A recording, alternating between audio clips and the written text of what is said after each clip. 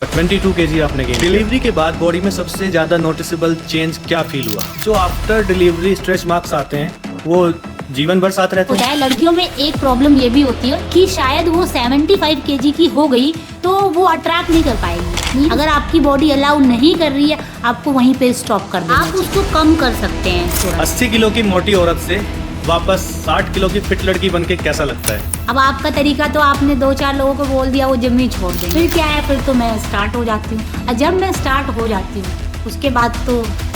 हाय, मेरा नाम है अंकेश। फिट माइक में आपका स्वागत है। तो आज का जो हमारा पॉडकास्ट है ये स्पेशली फीमेल्स के लिए है। फीमेल्स भी वो जो प्रेगनेंसी फेज़ में हैं या उस फेज़ से गुजर चुकी हैं। ड्यूरिंग प्रेगनेंसी आपको बहुत सारे चैलेंजेस आते हैं, फिज़िकल, मेंटल, दोनों तरह से आप परेशान रहते हैं कि आपका बॉडी वेट कैसे बढ़ गया, इतना बॉडी वेट बढ़ गया, इसको कम कैसे करेंगे। मेंटल स्ट्रेस अलग होता है, आप उसको कम कैसे कर सकते हैं। तो इन सब चीज़ों के ऊपर डिस्कस करने के लिए आज हमारे पास में कोई स्पेशल गेस्ट है। मैं उनसे आपको मिलवाता हूँ, जिन्होंने प्रेगनेंसी के टाइम पे एक अच्छा खासा वेट गेन किया था। आफ्टर प्रेगनेंसी उसी वेट को कम किया, वापस अपना जो पुरानी बॉडी शेप थी उसको अचीव किया। कैसे किया, किस तरह से किया, क्या क्या चीज़ें उन्होंने फॉलो की, कैसी डाइट मेंटेन की, कैसा वर्कआउट मेंटेन किया, इन सब चीज़ों के बारे में डिस्कस करेंगे। तो मेरे साथ में स्पेशल गेस्ट जो मेरी वाइफ हैं, मेरी बेटर हाफ हैं, तो मैं उनसे मिलवाता हूँ, जिनका नाम है अंजलि। थैंक यू, आपने अपने पॉडकास्ट में मुझे बुलाया। इस फेज के साथ मैं 2 बार डील कर चुकी हूँ। मीन्स मेरी 2 डिलीवरी हो चुकी है। पहली और दूसरी प्रेगनेंसी में मैंने बहुत सारी गलतियाँ की। मुझे पहले से क्या सीख मिली, मैंने क्या चीज़ें सुधारी, पहले में मेरा कितना वेट गेन हुआ, उस टाइम मैंने कौन सी डाइट ली, दूसरी प्रेगनेंसी में मैंने कैसे वेट गेन किया और कैसी डाइट ली। वो दोनों जर्नी मेरी बिल्कुल डिफरेंट थी, क्योंकि मेरे डाइट भी अलग थी, मेरे बॉडी स्ट्रक्चर भी अलग था, सारी चीज़ें बिल्कुल डिफरेंट थी। तो जैसे आपने मुझे बताया कि आपकी 2 डिलीवरी हो चुकी हैं, तो मैं जानना चाहता हूँ कि मोस्टली फीमेल्स क्या गलतियाँ करती हैं प्रेगनेंसी के टाइम पर कि वो बहुत ज़्यादा वेट गेन कर लेती हैं। ऐसा क्या गलत खाती हैं जो हमें नहीं खाना चाहिए, या उनको पता ही नहीं होता है कि हम क्या खा रहे हैं। इन सब चीज़ों से रिलेटेड जो भी आपके पास एक्सपीरियंस है वो आप हमारे साथ, हमारे ऑडियंस के साथ शेयर कर सकते हैं कि क्या क्या गलतियाँ आपने की हैं जो दूसरे लोग करने से बचे। प्रेगनेंसी टाइम में मैंने जो गलती की वो ये किया कि जैसे हमारे घर के जो बुजुर्ग लोग होते हैं वो बोलते हैं आपका जो मन कर रहा है वही खाओ, ठीक है। कि बहुत दूध पियो, बहुत सारा घी खाओ, जो भी जितना शुगर खा सकते हो खाओ, क्योंकि अगर आप अच्छा खाना खाओगे तो बेबी हेल्दी रहेगा। लेकिन इससे कोई मतलब नहीं है। आप हेल्दी फूड खाओगे तभी आपका बेबी हेल्दी रह सकता है। कहने का मतलब है कि ज़्यादा खाने से कोई मतलब नहीं है, आप हेल्दी कितना खा रहे हैं वो मैटर करता है। जी, हम क्या हेल्दी और कितना खा रहे हैं ये भी मैटर करता है। और एक मिथ और भी है कि जैसे लोग बोलते हैं कि आप डबल खाना खाओ, आपको जितनी भूख लगी है उससे ज़्यादा खाओ, क्योंकि आपको बेबी को तभी मिलेगा जब आप ज़्यादा खाना खाओगे। लेकिन ये बिल्कुल गलत है। आपको जितनी भूख है आप उतना ही खाना खाओ, आपके बेबी को उससे उतना न्यूट्रिएंट्स मिल जाएंगे। तो जैसे आपने बताया कि आपने पहली प्रेगनेंसी में बहुत ज़्यादा वेट गेन कर लिया था, तो ऐसा क्या खा लिया आपने कि इतना ज़्यादा वेट गेन कर लिया, वो आप थोड़ा सा एक्सप्लेन करके बताओ। पहली प्रेगनेंसी में मैंने जैसे कि बाहर का खाना बहुत खाया, नान और बटर रोटी। मीन्स मैंने घर का बिल्कुल भी खाना नहीं खाया। मुझे जो मन करता था मैं बाहर से ऑर्डर करती थी और मैं वही खाती थी, जैसे चिली पनीर, नूडल्स, कुछ भी खा लेती थी। मीठा तो मैंने बहुत ज़्यादा ही खाया। मेरा एक ये भी ड्रॉबैक है पहली प्रेगनेंसी में कि मैंने मीठा बहुत ज़्यादा खाया और मैंने बिल्कुल भी अवॉइड नहीं किया, जिसके कारण उस टाइम मेरे अनहेल्दी फैट बहुत ज़्यादा आ गए थे। उस टाइम मैंने शुगर बहुत ज़्यादा इनटेक कर लिया था, मिठाई मैंने बहुत ज़्यादा खा ली थी, तो उसकी वजह से मेरा फ़ैट बहुत ज़्यादा बढ़ गया था। और वो फैट का ही भी दिख रहा था। मेरा फेस बहुत बड़ा हो गया था, मेरे हैंड बहुत मेरे शोल्डर एकदम चौड़े हो गए थे, मेरी बैक का साइज़ भी एकदम चौड़ा हो गया था। तो वो मेरा फिज़ीक ही बिल्कुल चेंज हो गया। मैं पहले क्या थी और उसके बाद मैं क्या हो गई, बिल्कुल डिफरेंट हो गया। तो पहली प्रेगनेंसी में आपने कितना वेट गेन किया? आपका टोटल वेट कितना हो गया था उस टाइम पर? पहली प्रेगनेंसी में मेरा वेट अप्रॉक्स 80 kg हो गया था और मैं स्टार्टिंग में थी 58 kg। 22 kg आपने गेन किया। Yes 22 kg। तो ये तो हो गया आपका पहली प्रेगनेंसी का। जब आपने दोबारा कंसीव किया, दोबारा बेबी प्लान किया, तो उस टाइम पर कितना वेट गेन किया? मैक्सिमम बॉडी वेट आपका कितना गया, total body weight? Weight gain तो मेरा सेकेंड प्रेगनेंसी में भी हुआ, लाइक मेरा लेकिन 75 kg हुआ। बट ओवरऑल जो फैट परसेंटेज था वो फर्स्ट प्रेगनेंसी से बिल्कुल अलग था। लाइक इस बार मेरा फेस बहुत बड़ा नहीं हुआ, मेरे शोल्डर बहुत ज़्यादा चौड़े फैटी नहीं हुए, मेरे बस्ट बहुत बड़े नहीं हुए, मेरे चेस्ट का साइज़ बहुत बड़ा नहीं हुआ। तो इस बार जो मेरा फ़ैट था उसमें क्या है कि फ़ैट परसेंटेज बहुत कम थी, लाइक वो हेल्दी वे में था, ना कि पिछली बार की तरह जैसे 80 kg था, लेकिन मेरा फेस बहुत बड़ा हो गया था और मेरे शोल्डर बहुत चौड़े हो गए थे। तो इस बार ये सब चीज़ें नहीं थी। वेट गेन इस बार भी था, ऐसा नहीं है कि मेरा वेट गेन नहीं था। और प्रेगनेंसी में वेट गेन होना भी चाहिए। अगर आप डॉक्टर के पास जाते हो तो कम से कम 10 kg आपका वेट बढ़ना चाहिए, अगर आप एक हेल्दी प्रेगनेंसी के लिए जाते हैं तो पहली बार में आपने 80 kg तक अपना वेट पहुंचाया, जैसे आपने बताया कि दूसरी बार में भी 75 तक गया, लेकिन पहली बार में आपकी बॉडी का स्ट्रक्चर एकदम ख़राब था कि आपकी बॉडी पूरी लटक गई थी, स्किन बहुत लूज़ हो गई थी, पूरे शोल्डर बड़े हो गए, बाइसेप्स और बेली फैट बहुत ज़्यादा हो गया। दूसरी बार में भी वेट लगभग 4-5 किलो ही कम है, लेकिन फैट परसेंटेज बहुत कम रही, यानी कि बॉडी स्ट्रक्चर आपका ख़राब नहीं हुआ, स्किन आपकी लटकी नहीं है, बेली फैट बहुत ज़्यादा नहीं आया, जो ओवरऑल बॉडी स्ट्रक्चर था वो मेंटेन रहा है। तो आपने क्या अलग किया दोनों बार में जो ये डिफरेंस आपको आया? सेकेंड प्रेगनेंसी में मैंने मेन जो डिफरेंस किया है वो है मेरी डाइट। मैंने डाइट पे बहुत कंट्रोल किया। ऐसा नहीं कि मैंने खाना छोड़ दिया, मैं प्रॉपर खाना खाती थी, लाइक पूरा प्रॉपर मील लेती थी, जो भी लेती थी, लंच, ब्रेकफास्ट, डिनर, लेकिन उसमें मैं प्रोटीन रिच डाइट लेती थी। और जब मुझे क्रेविंग होती थी कभी भी मीठा खाने की, तो ऐसा नहीं है कि मैं एकदम पूरा ही छोड़ देती थी। ये मेरे साथ पॉसिबल, क्या किसी के साथ ज़्यादा पॉसिबल नहीं है, तो मैं खाती थी, लेकिन मैं लिमिट में खाती थी।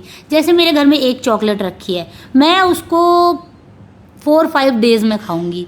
उसको कभी मुझे लगा कि मुझे मीठा खाने की ज़रूरत है, मैंने एक बाइट खा ली, फिर नेक्स्ट डे अगर किया तो खा लिया। पहली प्रेगनेंसी में ऐसा नहीं था, मैं कई लड्डू एक बैठे खा जाती थी वो। तो इस वजह से मेरे फैट परसेंटेज में दोनों टाइम में बहुत डिफरेंस आया। कोई एक लड़की होती है 55 किलो 60 किलो की, लेकिन शादी के बाद जब वो कंसीव करती है 1-2 साल बाद, वो वेट गेन हो जाता है 70 किलो 75 किलो। खुद को शीशे में देख के कैसा लगता है? बुरा लगता है जब एक लड़की 55 की बिल्कुल फिट एंड फाइन और इतने अच्छे कपड़े पहन के अपने फ्रेंड्स के साथ आउटिंग करने, अपने हस्बैंड के साथ घूमती है, और उसके बाद आप 75 kg के हो जाते हो। तो क्या होता है, लड़कियों में एक प्रॉब्लम ये भी होती है कि शायद वो 75 kg की हो गई तो वो अट्रैक्ट नहीं कर पाएगी। मीन्स सबसे बड़ी प्रॉब्लम है कि उसके हस्बैंड का सपोर्ट, ठीक है। उसको लगता है कि अब मैं मोटी हो गई, उसका मेरे से कोई इमोशनल कनेक्शन नहीं है, वो मेरे ऊपर बिल्कुल ध्यान नहीं दे रहा है, मेरे फ्रेंड्स में सारे लोग बिल्कुल फिट एंड फाइन है, बस मैं ही ऐसी हूँ, अब पता नहीं मैं कभी फिट हो पाऊँगी नहीं हो पाऊँगी। दिक्कत ये नहीं है कि बेबी आने वाला है, दिक्कत ये है कि मैं अपने आप को उस फेज़ में ले जा पाऊँगी या नहीं ले जा पाऊँगी। वो उसके साथ भी खुश है। तो मेन मैटर करता है कि आपका हस्बैंड आपको कितना सपोर्ट करता है। अगर वो आपको 10 बार बोल रहा है कि कोई बात नहीं, ठीक है, वेट गेन हो भी रहा है तो कोई दिक्कत नहीं यार, तुम 1 साल में फिट हो जाओगी, जैसा कि आपने मेरे साथ किया है ना। तो स्टार्टिंग में मैं रो भी दी थी यार, मेरे XXL साइज़ हो गया, अब तो मैं बिल्कुल भी पतली नहीं हो पाऊँगी। तो लेकिन अगर कोई आपके पीछे सपोर्ट सिस्टम है, आप बिल्कुल कर सकते हो। अदरवाइज़ फिर वही होती हैं जो बैठी रहती हैं, इतनी मोटी हो जाती हैं, फिर फ्रेंड्स के बीच में बैठी रहती हैं, बातें करती हैं कि यार अब तो मेरे से हो ही नहीं रहा है, क्या करूं, कपड़े नहीं आते हैं। 80 किलो की मोटी औरत से वापस 60 किलो की फिट लड़की बन के कैसा लगता है? मुझे तो बहुत अच्छा लगा। मुझे कोई कितना भी बोले, मोटी बोले, भैंस बोले, कुछ भी बोले, मुझे अब मेरा मोटिवेशन लेवल इतना हाई हो गया है कि मैं अपने आप को 2 क्या मैं 4 प्रेगनेंसी में भी फिट कर लूँगी। क्या होता है कि जैसे लोग होते हैं, जैसे कोई भी है, तो उनको मोटा बोल दो, अरे आप तो आपने वेट गेन कर लिया, आप इतनी मोटी लग रहे हो, पेट बढ़ गया, उनको बहुत बुरा लग जाता है। जैसे आप हैं, अब आपका तरीका तो आपने 2-4 लोगों को बोल दिया, वो जिम ही छोड़ देंगे। आप बोलेंगे भैंस हो रही हो खा खा के, जिम कब जाओगी? तो मुझे कोई फ़र्क नहीं पड़ता। अब पड़ता है मतलब मुझे अंदर लगता है, लेकिन फिर मैं उसको सोचती हूँ बात तो सही है, मोटी तो हो रही हूँ मैं, तो मुझे अपने लिए जाना चाहिए। फिर क्या है, फिर तो मैं स्टार्ट हो जाती हूँ, और जब मैं स्टार्ट हो जाती हूँ उसके बाद तो मैं स्टॉप नहीं कर सकती हूँ।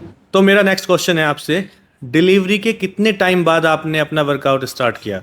मैंने डिलीवरी के 3 महीने बाद स्टार्ट किया, बट इसका मतलब ये नहीं कि मैंने तुरंत ही पूरा हैवी वेट स्टार्ट कर दिया।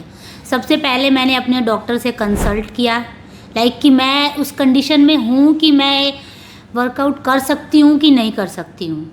तो मेरी बॉडी अलाउ कर रही थी कि मैं धीरे धीरे अपनी चीज़ें स्टार्ट करूँ, लाइक पहले वॉक करना, फिर लाइट वेट, फिर रनिंग, एंड देन मैं 5 मंथ बाद मैंने थोड़ा थोड़ा हैवी वेट लगाना स्टार्ट किया। तो अगर 3 महीने में आपने वर्कआउट अपना स्टार्ट कर दिया, तो उस टाइम पर बच्चे को कौन टेक केयर कर रहा था? क्योंकि उस टाइम पर तो बच्चे को बहुत ज़्यादा ज़रूरत होती है किसी की, माँ की, बाप की। बच्चे को टेक केयर करने के लिए किसी भी फैमिली मेम्बर का होना बहुत ज़रूरी है, लेकिन मेरे साथ मेरे हस्बैंड का सपोर्ट था। कोई भी किसी टाइम पे वर्कआउट कर सकता है, जिसको जो बेस्ट टाइम लगे। मेरे हस्बैंड के पास मॉर्निंग में टाइम था, तो जब भी मेरा बेबी मॉर्निंग में सोता था मैं उस टाइम जाती थी वर्कआउट करने के लिए, और उसी टाइम में मैं करके वापस आ जाती थी। तो इस तरह से हम मैनेज कर लेते थे, लेकिन ये सबके लिए पॉसिबल नहीं है, क्योंकि सब सोचते रह जाते हैं, कोई मेरे बेबी को देखे, कोई फैमिली मेम्बर या हस्बैंड, बट उनको स्टार्ट करते करते बहुत टाइम लग जाता है, और जो वेट वो गेन किए होते हैं वो बहुत ज़्यादा हो जाता है, उसके बाद उनको बहुत टाइम लगता है। अगर आपने अर्ली एक्सरसाइज स्टार्ट कर दी तो उसको रिड्यूस करने में बहुत कम टाइम लगता है, इन कंपेयर टू आपने ब्रेक ले लिया 1 ईयर, 2 ईयर, 3 ईयर, और आप सोचो कि मैं 5 मंथ में कम कर लूँगा, ये बिल्कुल पॉसिबल नहीं है। क्योंकि आप उस डाइट पे जा ही नहीं सकते कि आप सोचते हैं कि उस एक्टर निकल लिया, एक्ट्रेस निकल लिया, आप ऐसा पॉसिबल ही नहीं है, क्योंकि आप नॉर्मल ज़िंदगी जी रहे हैं, आप ऐसा खाना अपने हिसाब से खा रहे हैं, सो रहे हैं, तो वो पॉसिबल ही नहीं है। बहुत सारी फीमेल के साथ आफ्टर प्रेगनेंसी जो चैलेंज आता है वो आता है कि उनके पास सपोर्ट सिस्टम नहीं होता है, emotional support system, physical support system. इन सब की कमी के कारण after pregnancy, after delivery female fitness में बहुत पीछे रह जाती है कि उनके पास में कोई है नहीं जो उनके बच्चे की देखभाल कर सके उनके पीछे। तो मेरे हिसाब से हस्बैंड वाइफ दोनों की बराबर रिस्पॉन्सिबिलिटी बनती है कि क्योंकि वो जो बच्चा आ रहा है वो आप दोनों का है, वो आप दोनों की जिम्मेदारी है बराबर बराबर, आप उसको दोनों बराबर टेक केयर करें। मेरी एक रिक्वेस्ट है उन सभी फादर से कि वो भी अपना थोड़ा कंट्रीब्यूशन करें अपनी फैमिली में, अपने बच्चे के ऊपर, जो नहीं कर पा रहे थोड़ी कोशिश करे करने की, जिससे जो फीमेल है, जो मदर है, उसको अपनी फिटनेस जर्नी स्टार्ट करने में थोड़ा सा सपोर्ट मिल जाएगा, तो वो जल्दी स्टार्ट कर सकती है। आपने देखा होगा मोस्टली फीमेल्स को 3-3 साल लग जाते हैं, क्योंकि वो कोशिश करती है कि बच्चा स्कूल जाने लगेगा तब मैं अपना जिम स्टार्ट करूँ या अपना वर्कआउट स्टार्ट करूँ। वो इसी कारण कि उनके पास सपोर्ट सिस्टम नहीं होता है। आप सपोर्ट सिस्टम बने। अच्छा, आपके साथ कभी ऐसा हुआ है कि आपके किसी फैमिली मेम्बर ने या रिलेटिव्स ने आपको मना किया हो कि वर्कआउट नहीं करना है, जिम नहीं जाना है, या किसी तरह की फिजिकल एक्टिविटी नहीं करनी है, आपके लिए सब चीज़ें नहीं बनी है? ऐसा हुआ है? मेरे साथ ऐसा नहीं हुआ, लाइक मेरे ससुराल की फैमिली से तो बिल्कुल भी नहीं हुआ। हाँ, मेरी मम्मी ज़रूर कभी कभी कर देती थी, बच्चे को छोड़ के इतनी देर तक तुम जिम जाती हो, तुम्हारी बॉडी ख़राब हो जाएगी, वेट उठाती हो, तुम्हें दिक्कत हो जाएगी। बट धीरे धीरे वो भी समझने लगी कि नहीं, ये फिट हो रही है, क्योंकि वो खुद भी मुझे बोल देती थी कि तुम कैसी होती जा रही हो। स्टार्टिंग में जब मेरा वेट बढ़ा तो उन्होंने मेरी बॉडी देख के खुद ही बोल दिया कि यार कैसी लग रही हो। मेरे 4 बच्चे हो गए तब भी मेरी बॉडी ऐसी नहीं हुई, और तुम्हारे एक ही बच्चे में ऐसी बॉडी हो गई। तो उन्हें भी ये चीज़ रियलाइज़ हो गई कि नहीं, ये अपने लिए टाइम निकाल रही है, ये फिट हो रही है, इससे इसको कोई दिक्कत नहीं होगी। बट मेरे साथ जितनी भी, मैं कई सारी ऐसी लेडीज़ों को जानती हूँ जो कि उनके फैमिली मेम्बर उनको सपोर्ट नहीं करते हैं, बोलते हैं अरे नहीं जिम जाओगी, वहाँ ऐसे लोग रहते हैं, तुम ऐसे कपड़े पहनोगी, वहाँ गंदे लोग आते हैं, लाइक ये तुम्हारे लिए नहीं बना है। तुम्हें अगर सिजेरियन हुआ है, ये भी एक प्रॉब्लम है, बोलते हैं सिजेरियन है तो आप वर्कआउट नहीं करो, ये दिक्कत हो जाएगी, बैक में दिक्कत हो जाएगी, बट ऐसा कुछ भी नहीं है। मेरा मानना है कि अगर दिक्कत भी है तो पहले आप उसको स्पेसिफाई करो। लाइक अगर आपके बैक में दिक्कत है, जब एनेस्थीसिया का इंजेक्शन लगता है आपको तो वो सबको बैक पेन रहता है, बट ये नहीं सोचो कि आप एक्सरसाइज करोगे तो वो पेन और बढ़ जाएगा। उससे आपको बहुत रिलैक्स मिलेगा। स्टार्टिंग में क्या होता है कि जब आप मॉर्निंग में उठोगे आपकी बैक में बहुत पेन रहता है, बट आप एक्सरसाइज करने लगो, देखो आपको बिल्कुल दिक्कत नहीं होगी। अब ये नहीं बोल रहे हैं कि जाके पूरा वेट ही एकदम पूरा भर लिया, कुछ भी कर रहे हैं उल्टा पुल्टा कुछ भी। आपको ये चीज़ पता होनी चाहिए कि आप क्या कर रहे हो, आपकी बॉडी के लिए वो सही भी है या नहीं। अगर आपकी बॉडी अलाउ नहीं कर रही है आपको वहीं पे स्टॉप कर देना चाहिए, फिर आपको कंसल्ट करना चाहिए डॉक्टर को। लोग अवॉइड कर देते हैं। तो कहने का मतलब है कि आपको स्लो वर्कआउट स्टार्ट करना है अंडर गाइडेंस। आपको ट्रेनर के साथ स्टार्ट करना चाहिए अगर आप ऐसी सिचुएशन में हैं। तो स्लो वर्कआउट, लाइट वेट, आप धीरे धीरे अपनी जर्नी को स्टार्ट करें। क्या ब्रेस्ट फीडिंग कराने से वेट लॉस होता है? जितना मैंने देखा है उसमें क्या है कि 400 to 500 कैलोरी बर्न होता है, बट उसके साथ अगर आपको अपनी फिटनेस अचीव करना है तो आपको उसके साथ प्रोटीन रिच डाइट और आपका वर्कआउट ये भी बहुत मैटर करता है। बस ब्रेस्ट फीड कराने से अगर आप सोच रहे हो कि अपने फिटनेस को या अपने गोल को अचीव कर लोगे, ये हर केस में पॉसिबल नहीं है। मे बी किसी किसी केस में पॉसिबल है, उनकी बॉडी शायद उनका मेटाबॉलिज्म इतना अच्छा होता है, हो सकता है कि वो इतनी हेल्दी डाइट ले रहे हों या उनका मेटाबॉलिज्म इतना हाई हो कि उन्होंने अपना गोल अचीव कर लिया। बट ये नहीं सोचो कि उन्होंने कर लिया तो आप भी कर लोगे। कुछ चीज़ें ऐड करनी पड़ेगी, लाइक प्रोटीन रिच डाइट, जैसे पनीर, या कोई नॉनवेज खाता है उस वे में भी जा सकता है। बच्चों के साथ बहुत सारी चीज़ें आपको देखनी भी पड़ती है कि क्या चीज़ प्रोटीन में भी, जैसे स्टार्टिंग में आपको चने, राजमा, मूंग आप प्रेफर कर सकते हो, पनीर थोड़ा खा सकते हो, दूध खा सकते हो, शुगर अवॉइड कर सकते हो। पहले के लोग हैं जैसे बोलते हैं बहुत सारा घी खाओ, लेकिन अभी क्या है, जैसे मेरा एक्सपीरियंस है, मेरे डॉक्टर ने बोला घी बिल्कुल थोड़ा खाना, मतलब घी ज़्यादा नहीं खाना है। जैसे आप एक लड्डू खा सकते हो, मेरी मम्मी क्या करती हैं, बोलती 3-4 दिन में खा लो, लेकिन मैंने नहीं खाया इस बार। तो इसकी वजह से मुझे बहुत हेल्प हुआ कि मैंने अपना वेट इतने जल्दी लूज़ कर लिया। डिलीवरी के बाद बॉडी में सबसे ज़्यादा नोटिसेबल चेंज क्या फील हुआ? सबसे ज़्यादा चेंज मेरी कोर मसल और लोअर बैक का था। मुझे लोअर बैक में बहुत पेन रहता था, उसके लिए मैंने स्टार्ट किया पहले floor exercise and then yoga, like stretching, back की स्ट्रेचिंग, कोर की स्ट्रेचिंग, कोर स्ट्रेंथ, एंड ये सारी एक्सरसाइज मैंने ऐड की। उसके थ्रू मुझे धीरे धीरे पेन रिलीफ होने लगा। देन मैं अपने नॉर्मल रूटीन पे आई। आपको पता होगा हमारी लोअर बैक में जो पेन होगा वो हमारे कोर की वजह से होगा। अगर हमारा कोर वीक है तो हमारी लोअर बैक में हमेशा पेन रहेगा। तो आपको करना क्या है कि अपने कोर को अच्छे से ट्रेन करना है। आपका कोर जितना स्ट्रॉन्ग रहेगा लोअर बैक में आपकी पेन उतना कम होगा। तो आप अपने कोर को ट्रेन करते रहिए, लोअर बैक आपकी अपने आप स्ट्रॉन्ग होती चली जाएगी। अच्छा, मेरा एक और सवाल है, जो आफ्टर डिलीवरी स्ट्रेच मार्क्स आते हैं वो जीवन भर साथ रहते हैं? बिल्कुल साथ रहते हैं। आप उसको कम कर सकते हैं थोड़ा, लेकिन वो जा नहीं सकते हैं। हाँ, ये हो सकता है कि किसी किसी को बिल्कुल स्ट्रेच मार्क्स नहीं होते, तो वो उसका बॉडी टाइप होता है। क्या होता है कि डिलीवरी में आपका टमी बहुत स्ट्रेच होता है, ठीक है, तो आपको उस टाइम ये कोशिश करना चाहिए कि आप उसको हाइड्रेट रखें। लाइक डॉक्टर बोलता है आप उस पर नारियल का तेल लगाओ, जिस भी वे में बहुत सारे घरेलू चीज़ें भी हैं, ये बहुत ही हेल्पफुल होती है। अदरवाइज़ आप कोई भी क्रीम लगा लो, आप कोई भी तरीका अपना लो, वो बिल्कुल तो जा नहीं सकता। हाँ, थोड़े बहुत हल्के हो सकते हैं, मेरे भी हैं, अभी हो सकता है किसी के हो ही ना, तो इसका मतलब ये नहीं है कि उसका नहीं है तो मेरा भी नहीं आएगा। वो बॉडी टाइप पे डिपेंड करता है। तो आप वेट ट्रेनिंग करती हैं? वेट ट्रेनिंग मैं रोज़ करती हूँ। मेरा प्रॉपर डे बना हुआ है, लाइक मैं back, chest, shoulder, bicep and legs, मैं सारी एक्सरसाइज करती हूँ, वेट ट्रेनिंग करती हूँ प्रॉपर वे में। लेकिन बहुत सारी लड़कियाँ ना वेट ट्रेनिंग करने से बचती हैं। वो बोलती हैं मेरी बॉडी जेंट्स जैसी हो जाएगी, मैं जेंट्स जैसी दिखने लगूंगी, मेरी बैक ऐसी हो जाएगी, मेरी चेस्ट ऐसी हो जाएगी, बट ये बिल्कुल सही नहीं है। वेट ट्रेनिंग करने से आपकी बॉडी एकदम शेप में आएगी, आपकी बॉडी पूरा ट्रेन होगी और पूरा शेप में आएगी। लाइक आपके ये जो बाइसेप्स होती हैं बहुत सारी गर्ल्स की आपने देखी होगी कि ऐसे लूज रहती हैं, आप मेरा चेक कर सकते हो। तो कैसा लगता है फिट होकर? मुझे तो बहुत अच्छा लगता है फिट होके, और मैं सबसे रिक्वेस्ट करूँगी, मेरी जितनी भी फ्रेंड्स हैं या कोई भी हो, अगर उसको लगता है कि उसको फिट होना है तो उसे स्टार्ट कर देना चाहिए। ये ज़रूरी नहीं है कि आप 1 मंथ 2 मंथ, क्योंकि मैंने बहुत लोगों को देखा है वो अपनी डेट ऑलरेडी फिक्स कर चुके होते हैं कि मुझे इतने दिन में करना है, और उनका नहीं होता है, फिर वो डीमोटिवेट हो जाते हैं और फिर वो वर्कआउट करना छोड़ देते हैं क्योंकि बोलते हैं मेरे से होगा नहीं।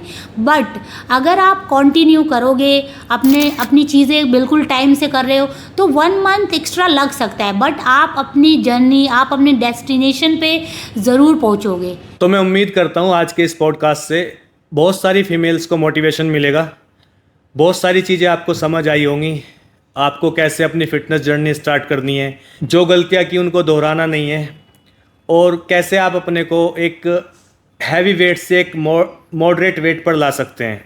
तो अगर इसके अलावा भी आपके कुछ क्वेश्चंस हैं या सजेशंस हैं तो कमेंट सेक्शन ओपन है, आप अपना क्वेश्चन हमें कमेंट में डाल सकते हैं, कोशिश करेंगे उसका प्रॉपर आपको आंसर किया जाए। तो तब तक के लिए देखते रहिए द फिट माइक।